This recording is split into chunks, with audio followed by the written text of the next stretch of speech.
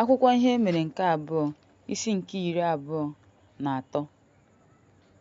N'afọ nke 7, Loha-Ada, ndị isi agha nke ndị agha narị afọ, ya bụ Azaraya nwa Jeroham, Ishmel nwa Lehohan, Azaraya nwa Obed, Masaya nwa Adịa na Elishafet nwa Zikri, ha wee gaa Juda wee kpọkọta ndị Livayị si n'obodo niile dị na Juda na ndị isi nna Izrel.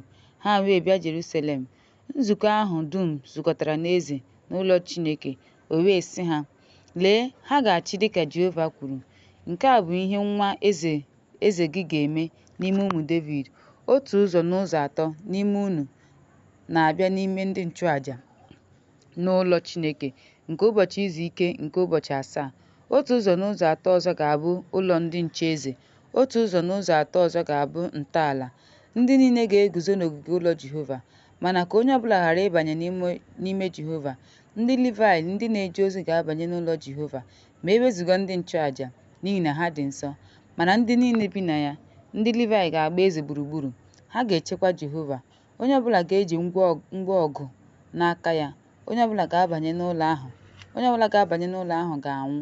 Ọ ga-anọnyere eze mgbe ọ na-abanye na mgbe o mere ihe niile onye nchụaja nwere. Ndị Livayị na ndị Livayị ga-apụ.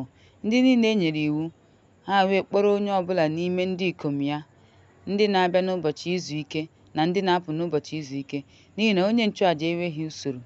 Loha-Ada onye nchụaja wee nye ndị isi 100 ube na ọta ndị dị n'ụlọ Chineke, ndị eze Devid mere.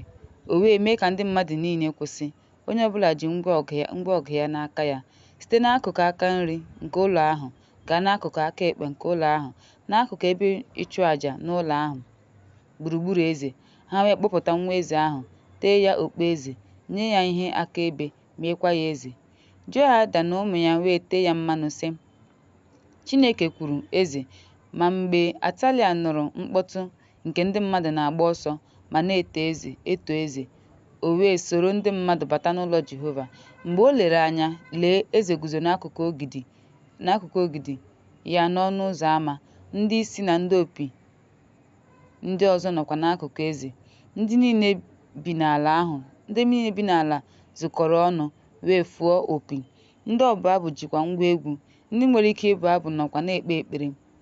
Atalia wee dọwa uwe ya ma mee ka ọ ghọgbuo eze. Ndị isi nke narị ndị agha si n'otu ahụ wee sị ha, kpọpụta ya n'ọhịa. Ka ndị na-eso ya sị, unu egbula ya n'ụlọ ya site na mma agha, n'ihi na onye nchụaja nwere Onyenwe anyị. Ha wee jide ya aka. Mgbe ọ bịarutere n'ọnụ ụzọ ámá ịnyịnya n'ụlọ eze, ha gburu ya ebe ahụ. Jehoiada wee gbaa ndụ n'etiti ya na ndị mmadụ niile na eze, na ha ga-abụ ndị nke Jehova. Ndị mmadụ niile wee gaa n'ụlọ Bel, bibie ebe ịchụ àjà na ihe oyiyi ya, gbuokwa Matan onye nchụaja Baal n'ihu ebe nchụaja. Jehoiada wee họpụta ndị ọrụ maka ụlọ Jehova n'okpuru aka ndị nchụaja na ndị Levit, bụ ndị Devid kesara maka ụlọ Jehova, ka ha chụọ àjà nsure ọkụ nye Jehova, dịka e dere ya n'iwu Mosis, ya na abụ na ukwe dịka iwu Devid si dị. O tinyere ndị nche ọnụ ụzọ ámá n'ọnụ ụzọ ụlọ Jehova, ka onye ọbụla na-adịghị ọcha n'ihe ọbụla ghara ịbanye. O wee chịa ndị isi nke 100 na ndị isi nke ndị mmadụ na ndị niile bi n'ala ahụ, kpọpụta eze n'ụlọ Jehova. Ha wee gaa n'ọnụ ụzọ ámá nke ụlọ eze, meekwa ka eze nọrọ n'oche eze nke alaeze ahụ. Ndị ala ahụ niile wee gbakee. Obodo ahụ wee gbakee.